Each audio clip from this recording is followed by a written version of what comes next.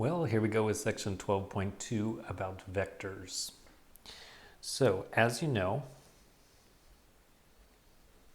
you can have a point which is written in parentheses like this, 3 comma 4. So that means on the x-axis, go over by 3 and then go up by 4 and you've got a point. Well, with a vector, all you do is start at the origin and then draw a little line with an arrow, otherwise known as a ray. And when you draw that with an arrow, this is then a vector. And to distinguish between a point and a vector, the vector will have these angle brackets. So this means the point at 3 comma 4, and this is the vector which extends from the origin to the point 3 comma 4. So with a vector, there's two important things. They always have a direction, and also you can find the length. So the length is also known as the magnitude.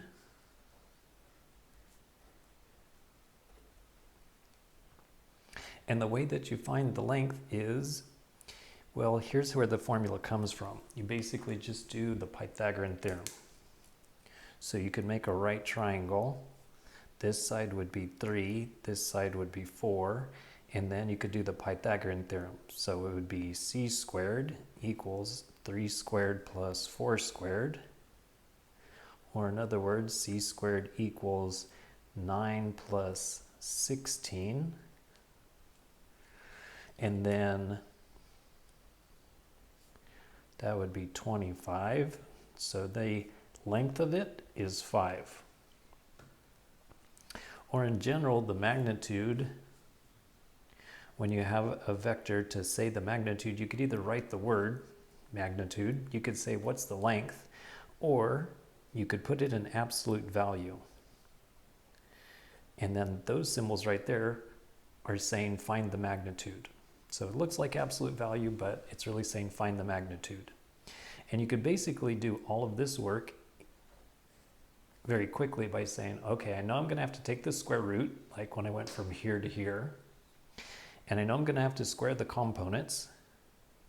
So you could basically just do all that in one step. And then we would get the same thing. So in general, if it is x comma y, finding the magnitude will be the square root of x squared plus y squared. And then as you saw in section 12.1, when you're talking about 3 dimensions, you would just have one extra variable. So if it's a 3-dimensional vector, then its magnitude is going to be the square root of x squared plus y squared plus z squared. Okay, you could also find out its direction. So this could be the angle theta right here. What direction is it going? And then you could just use tangent. So for the direction, you could just go tangent of theta equals the opposite over the adjacent, so 4 over 3. And then take tangent inverse of both sides.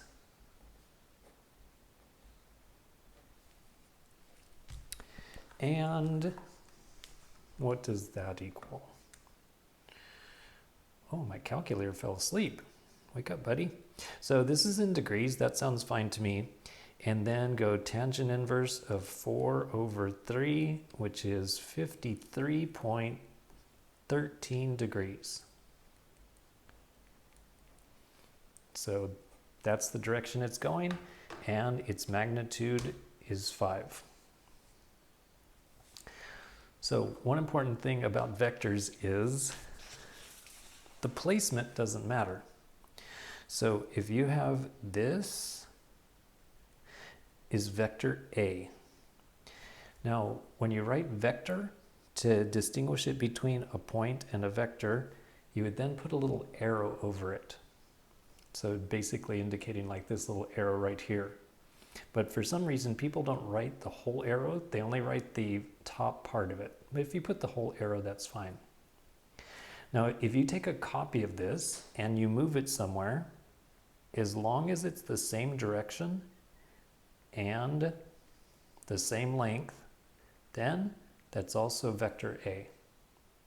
If you make it shorter, and actually that one does look a little bit shorter. Okay, if you make it shorter, that's not vector A. You could multiply it by a half, and then what that's going to do is it's going to cut it in half, but it would still be going the same direction. So half of A would be this red one right here. So it'd still go the same direction, but it would be half as long. If you multiply it by 3, that's still going to be going the same direction, but it's going to be 3 times as long. So it's going to be 1 time, 2 times, 3 times as long, but still going in the same direction. Now, what if you have 2 vectors and you add them together? So, for example, if you have vector 2, 5, and you add to that vector -3, 8. Well, there's 2 ways to look at it. The very easiest way is algebraically. So all you need to do is add the x's to the x's. So 2 plus a -3. And then the y's with the y's. 5 plus 8. And if there were z's, you would add the z with the z.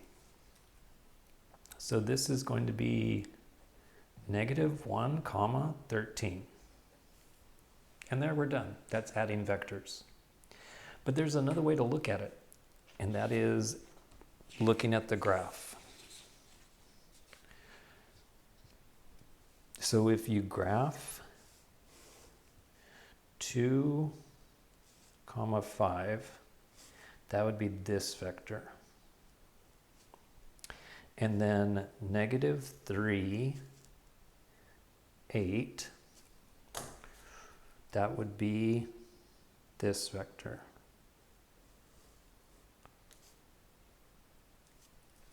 Okay, now when you add them together.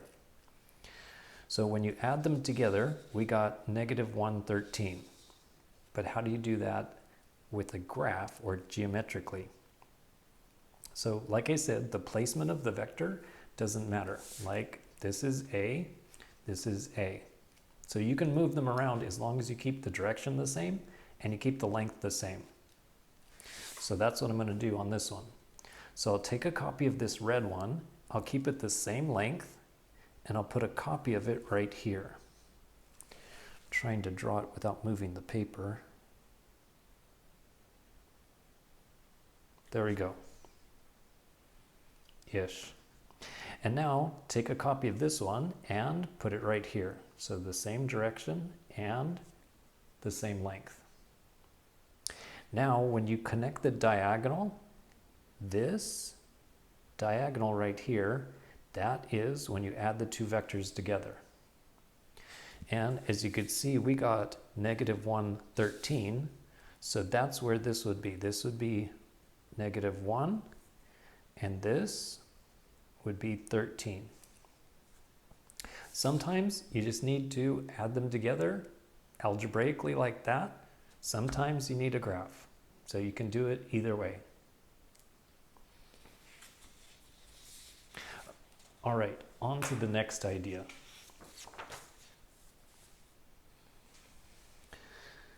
So if you have the x, y, z coordinate system, this is the x-axis, this is the y-axis, this is the z-axis. And if you look at the vector 1, 0, 0, so that would mean on the x-axis, go over by 1, the y-axis 0, and the z-axis 0. So that means that it would just be this little red arrow right here that goes over to the number 1. Well, that vector is used so much, it even has a name. This is called I. Now do the same thing. This time, the y will equal 1. So in the x direction, go 0. In the y direction, go 1. And then in the z direction, go 0. So that would be this vector right here that's living on the y-axis. And that one's used so much, it has a name. It's called j. Hello, j. And likewise, you could go 1 unit up the z-axis. So that would be the vector 0, 0, 1. And that one is called k. So any vector, for example, 3, 4, 5, can be written in this form right here, which is called the component form. Its components are 3, 4, and 5. The x component is 3, the y component is 4, the z component is 5. So this is called the component form. You could write it that way, or you could write it with I, j, and k. So you would go 3 times I plus 4 times j plus 5 times k. And they mean the same thing. So this is just saying the first component is 3, the middle component is 4, the last component is 5. So sometimes it's written this way, sometimes they're written this way. And sometimes these little vectors are written in bold, so you know it's talking about a vector. And sometimes they're written with a little arrow on the top so that you know it's talking about a vector. And to be honest, sometimes it's just written as I, j, and k, and it's expected that you understand it's talking about these vectors. Now, the next thing is, how do you find a vector that goes from one point to another point? So for the next example,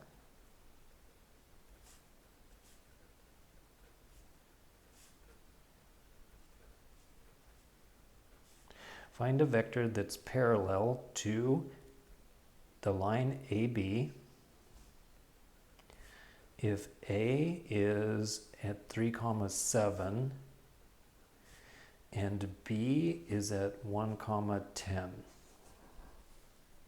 So first of all, let me just graph real quick what I'm talking about. So go over to 3, 7, not really drawn to scale. That's going to be point A. And then B is going to be 1 and 10. So if you draw a line through A and B, it would look like this. And I want a vector that starts at the origin and is parallel to that. So in other words, I want to know what is this vector right here. The length doesn't really matter. I just need to know the direction. I need them to be parallel, so I need this to be going in the same direction that this one is going to. So all you need to do is you subtract the 2 points. So if you want the vector that goes from A to B, so from A to B,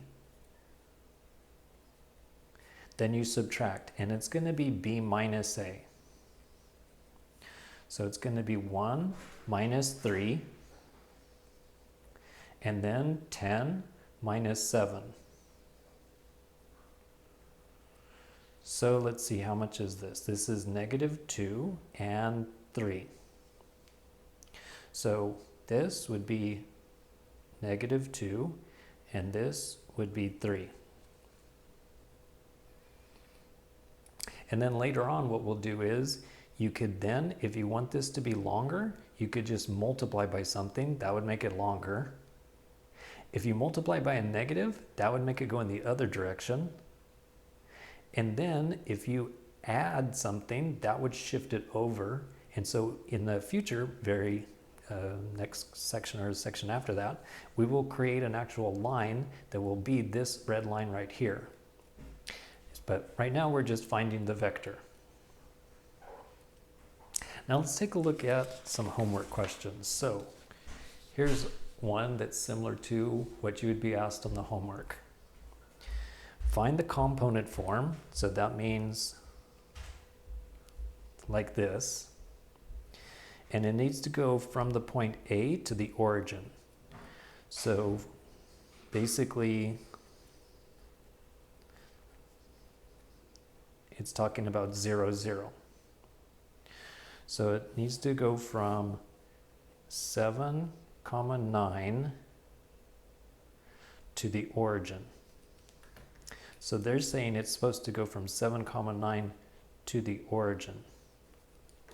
So if this is the point 7, 9, and this is the point 0, 0, and you want it to go from here to the origin, then this is actually the second point, and this is the first point. So when you, like I did in the last one, you have to start with the second point, and so that's going to be 0, oops, sorry about that. That's going to be 0 minus 7, and then 0 minus 9. So that's how they got this answer right here. So -7, -9. Next up, express the vector that goes from P1 to P2 in this form. So with I, J, and K. And P1 is this, and P2 is this. So we would need P1, we would need P2 minus P1. So you start with the second point and then subtract the first point. So that would be 7 minus -6, and then 1 minus -4, and 5 minus 0. So I get 13, this would be 5, and this would be 5. But then they said to put it in the form ijk, so this would be 13i plus 5j plus 5k. So right here, they put the I, J, and K in bold, and then you're just supposed to fill in those blanks. Let's see what else is going on with the homework. Find the component, so that means like this, of the unit vector. The unit vector, that means the length needs to equal 1. By rotating the vector 1, 0. So take this vector 1, 0. Let me put that guy in red. Take this vector 1, 0. So because it goes out to 1, that definitely is a unit vector. It has a length of 1. So anytime you see unit vector, it means length equals 1. And now rotate it 120 degrees counterclockwise about the origin. So counterclockwise would mean go this way by 120 degrees. And then this little vector would be sitting like this. Now I need to find the x and the y for it. So what you could do is make a right triangle, and all the way to this black line from here all the way around would be 180 degrees. So that means this is 60 degrees right here. Let me make the picture a little bit bigger. So this is the triangle. So just take that triangle and make it a little bit bigger.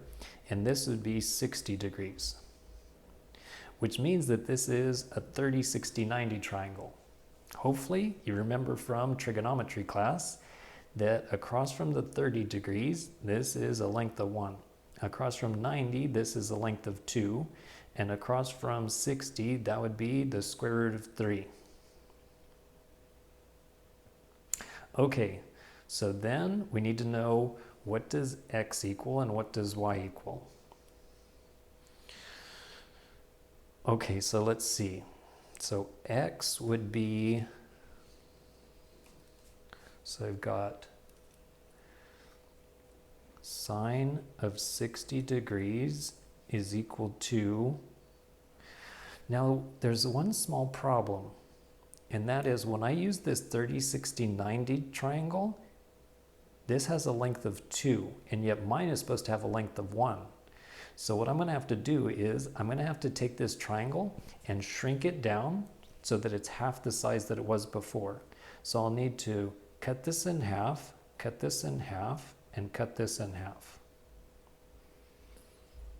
Okay, so then actually I don't really need to use the sign right now. I can see x would be, this would be on the x-axis, so this, because it's on the left, that would be negative 1/2. And the y would be going up, so that's going to be, it's going up to square root of 3 over 2. So x would be negative 1/2 and y would be square root of 3 over 2. So it's going to be that one.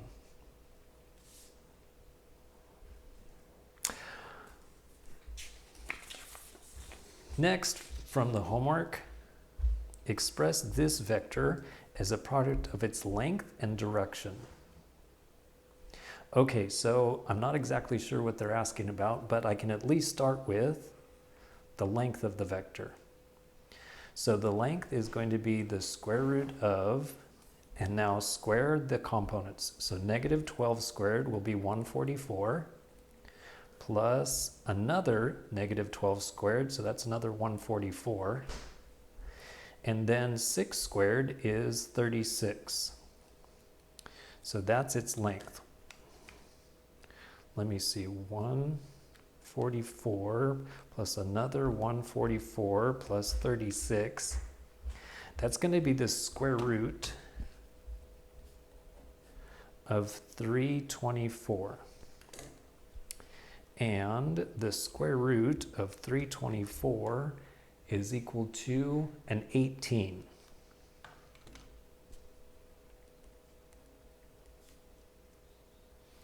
So basically what they're saying is, with this vector, which was negative 12i minus 12j minus 6k, it could be written as 18 times something. So basically what I need to do is factor an 18 out of this. Well, factoring an 18 out is the same as dividing out. Let's do some algebra 1 real quick. So if you have 2x plus 14, and you go, hey, I could factor out a 2. Then what's left? Well, I'm sure that you're automatically saying it's x plus 7. And you're right. Well, another way you could look at it as factoring out, and you can check your answer by going 2 times this, yep. 2 times this, yep. Another way to do it is divide out a 2. And when you divide the 2 and you put it right here, then this leaves x and this leaves 7. So that's what we need to do is, if we're going to factor out 18, then divide this by 18, divide this by 18, divide this by 18, and then that 18 is going to be put right here. And then this needs to be reduced. So I could divide by, what could I divide by? 6? I could divide by 6. So that would leave negative 2 over 3 for the I part. The next part would be the same for the j. And then this would leave behind negative 1/3 for the k. And you can see, because I have the teacher's version, it gives me the answer, and that is correct. All right, so that's it for section 12.2. I'll see you again soon.